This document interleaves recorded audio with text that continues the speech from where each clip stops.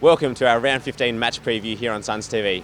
I'm joined by AFL.com.au's Michael Whiting, and Fish, it's great to see so many fans here at the SUNS Open training session. Yeah, it really is, Kieran. We don't get a chance to come down and watch a full training session very often, so plenty of fans here and a great opportunity to see the guys go through their paces. Big few weeks for Queensland footy. Obviously the Suns have been on the road the last couple of weeks, but they're back at home for the next two.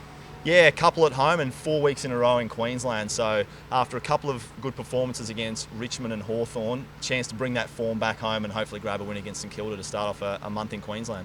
The Suns won most of the key indicators in both of those games. What do they need to improve on to get the win this week? It's probably just their polish now. Like, as you touched on the key indicators against Hawthorn last week, the grunt work was really good. 1 contested footy, 1 clearances, 1 the tackles.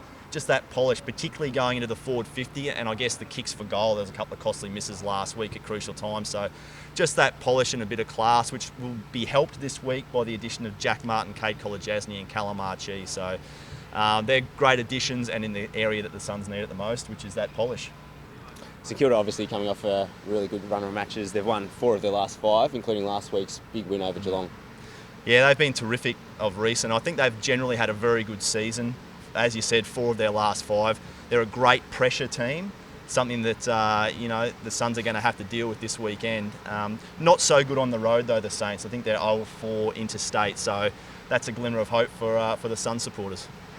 We wrote earlier in the week about the Suns' 3-12 forward attack and the potential for success. Do you think they can stretch the Saints' defence? Yeah, absolutely. Probably the Saints are slightly undersized defence, and as I wrote earlier in the week, with Peter Wright, Sam Day and Tom Lynch, who's undoubtedly one of the absolute stars of the competition now, they're 3 pretty big boys to match up on. So I think if they can keep their space and keep some distance between each other in the forward 50 and create those one-on-one contests, if they get their fair share of ball, they can certainly stretch the Saints' defence.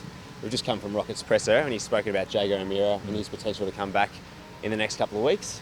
It's a big in for the Suns. Yeah, I'm sure I speak for everyone in saying that I can't wait to see Jago play again. Not sure whether it's going to be this week. He'll go through training today, get through his agility and get through a few other things. Rocket seemed to indicate that he might have to wait another week.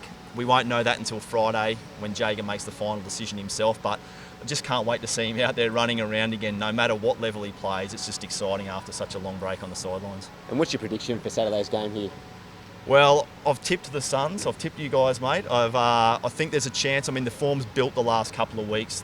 Richmond, Hawthorn, one more final step. They really need a win just for confidence, I think. You can't just keep playing well and falling short. So I think the Suns will get up by 10 points.